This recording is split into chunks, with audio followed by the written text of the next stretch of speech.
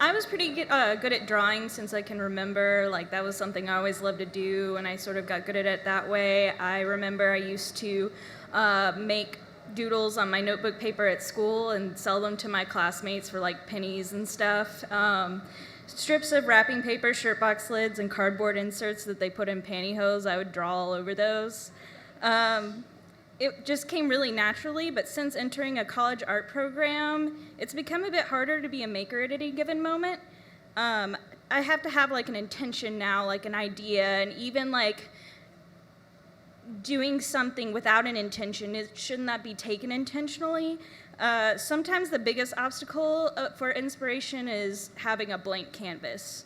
Material is a powerful vehicle for ideas, and as a designer and artist, constraints are a source of inspiration and motivation for making. Material or medium that you use is an extension of yourself. According to Marshall McLuhan, in his publication, Medium is the Massage, the medium is what carries the message and not the content. You're far more affected by the extension that you're using of yourself than what you do with that extension. It's a piece of you, your environment. As McLuhan has said in his lectures, it doesn't matter what you say on the telephone. The telephone as a service is a huge environment, and that is the medium. The environment affects everybody. What you have to say on the telephone affects very few. Your material, whether it be print, photography, or chewed out pieces of gum, it has its own associations and consequences that are invited to the table when you use those and instruct them into a composition. Honing the essence of different materials is essential to creating something that you can justify creating. When you write a letter to someone, a physical letter, rather than like an email or a text message, it's quite different. A letter that's just very tangible, it's more prone to sentimentality than that electronic mail. You're probably more likely to hold on to that letter from your friend than you are to some text message. It's lost in all of your text messages, or you've had to delete several anyway to make room for more data.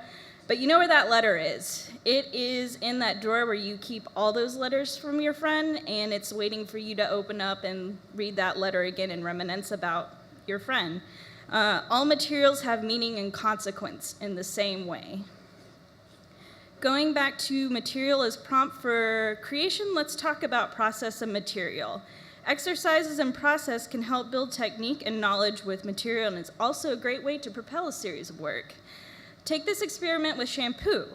While shampoo is traditionally used as a hair care product, there are physical properties that can be used to amplify other aspects of this material. It's viscous and can change form upon scrubbing. It mixes well with dyes and makes beautiful, colorful, translucent goo. If I hadn't told you what it was, you probably wouldn't have known it was shampoo. Identifying materials is how they can be used is critical to understanding your craft.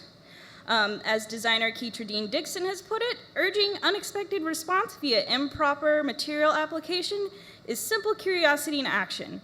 It's learning actively. While safety is in this exploration is important, don't be too frugal about asking the question, what would happen if I did this or that? Use material in anomalous ways. I fully encourage this experimentation as a designer.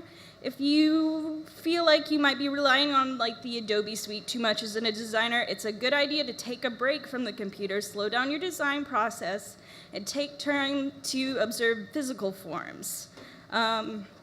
Plenty of artists and designers use material process based on this approach, like designer Martin Vanesky.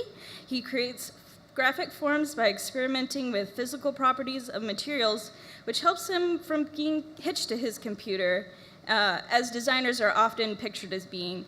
And it gives you much more tangible depth and prone to discovering those happy accidents in your design. A good way to get into these practices is to take a page from the text Graphic Design Thinking Beyond Brainstorming. They give step-by-step instructions on how to start thinking more physically about things. 5 steps: draw, build, photograph, conceptualize, and refine. So just start out with drawing. Don't worry about color. Be abstract. It's fine. Just experiment in several different directions. I guarantee you after like a few thumbnails, you're going to have more than one good place to start. Then you can start building physical models of those drawings to give you ideas at new angles. Whatever materials available will work, whether it's glue or paper, or marshmallows and toothpicks. Like taking photos of your process will also help you to view your work from different angles and observe individual pieces of it. Then you can begin to conceptualize. Bring meaning to your work by observations about it. Like, how does this exist in the real world? Does this communicate what I want it to? What does it mean and how does it function? Does it have a function? What can be added to assist your message? These are all really important questions to ask yourself through this process. I mean, you need to ask yourself these questions to understand your work and communicate it better. And finally, you must refine. Take a last look at that finished project to give it the finishing touches. Whatever you're thinking of doing, keep in mind that all the possibilities, but don't get too overwhelmed by how many options that you have. You can always start with simple stuff that's like in your desk at home, like staples and paper clamps, or look for word prompts online. It's super easy.